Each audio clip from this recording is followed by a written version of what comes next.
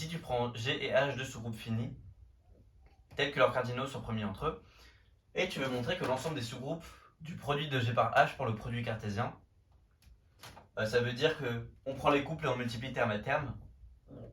Tu veux montrer que les sous-groupes de G fois H vont être les A fois B, où A et B sont des sous-groupes de G et de H.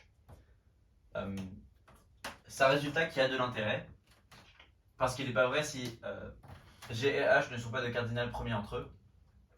D'ailleurs, on peut montrer que c'est une équivalence si G et H ne sont pas premiers entre eux, enfin leur cardinal, alors il existe un sous-groupe qui n'est pas de cette forme. Par exemple, le plus simple, ça serait Z sur 2Z au carré. Le sous-groupe engendré par 1, il n'est clairement pas de la forme A fois B. Et pourtant, c'est bien un sous-groupe à deux éléments.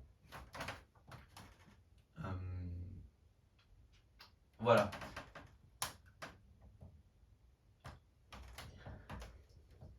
Comment on peut comprendre cet exercice? C'est un peu comme si les cardinaux sont premiers entre eux, donc G et H sont tellement différents qu'ils ne peuvent pas travailler en symbiose comme on l'a fait là. Ils ne peuvent pas tous les deux ajouter à un même sous-groupe. Et donc ils sont tellement disjoints, ils ne sont pas miscibles. Et les seuls sous-groupes possibles, c'est quand chacun reste dans son coin, entre guillemets. Et c'est les sous-groupes où on a A fois B, où A et B n'ont entre guillemets rien en commun. En fait, la preuve n'est pas du tout compliquée.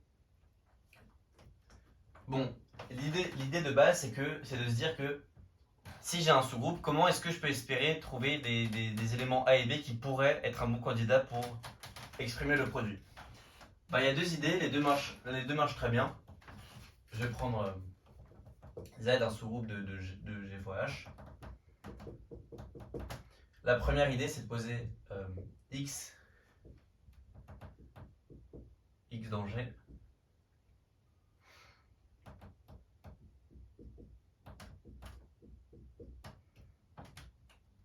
X1 dans Z.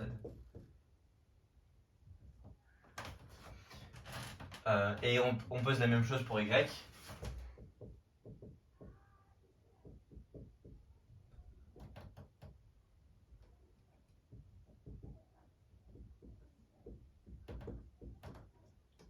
Ici, le 1, c'est le neutre de G de H. Voilà, c'est très facile de vérifier que c'est des sous-groupes.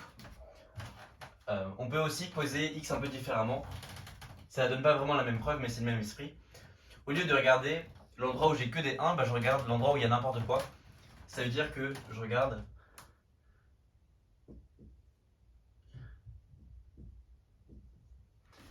ça. Je prends les éléments tels qu'il existe un Y. Si on veut, c'est le projeté de Z. Si je note P1, l'élément qui envoie, la première coordonnée de chaque couple, ce nouveau X, ça sera l'image de Z par le projeté.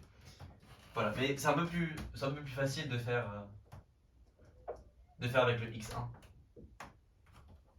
C'est un peu plus facile, mais je trouve que c'est moins naturel quand on pense au projeté. Voilà. Chose facile à vérifier, on a que X fois Y est inclus dans Z.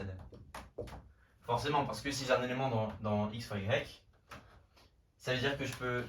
si j'ai X, Y dans X fois Y, ça veut dire que j'ai X1, j'ai un Y dans Z. Il ne reste plus qu'à faire le produit des deux pour voir que X, Y est bien dans Z. Pour montrer que réciproquement tout élément de Z est dans X ou Y, on prend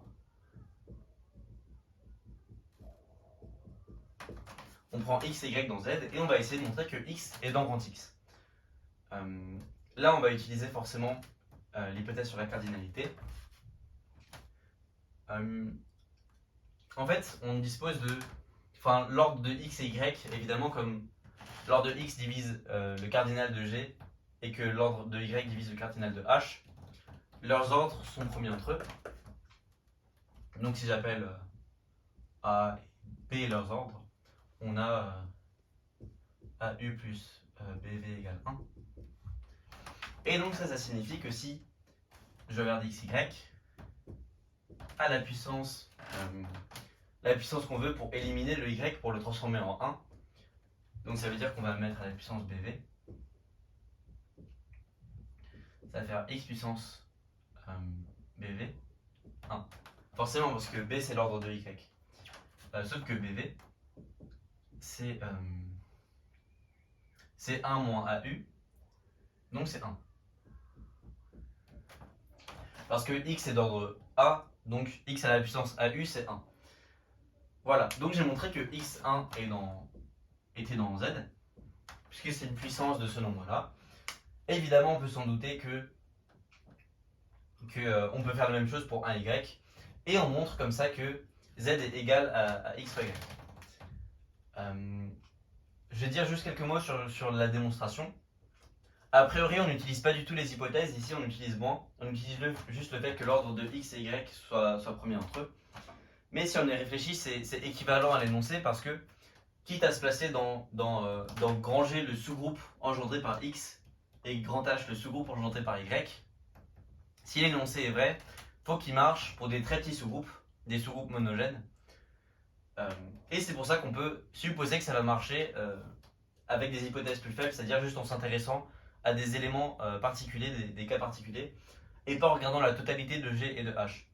Enfin là, ce que je veux dire, c'est que dans cette preuve, on s'est uniquement placé dans le sous-groupe engendré par x fois le produit du sous-groupe engendré par y. Mais forcément, on se doute bien que c'est le cas crucial. Et bien évidemment, c'est équivalent au cas général. Voilà. Donc attention, les sous-groupes ne sont pas toujours les A fois B, comme je l'ai montré au début. Mais c'est plutôt satisfaisant de savoir qu'il suffit que le cardinal soit premier entre eux pour que les groupes soient entre guillemets premiers entre eux, c'est-à-dire que les sous-groupes ne se mélangent pas. Moi, c'est un exercice qui m'a beaucoup plu. Enfin, ça me semblait trop parfait pour qu'il soit vrai. Mais voilà, c'est une preuve instructive et un très bel exercice.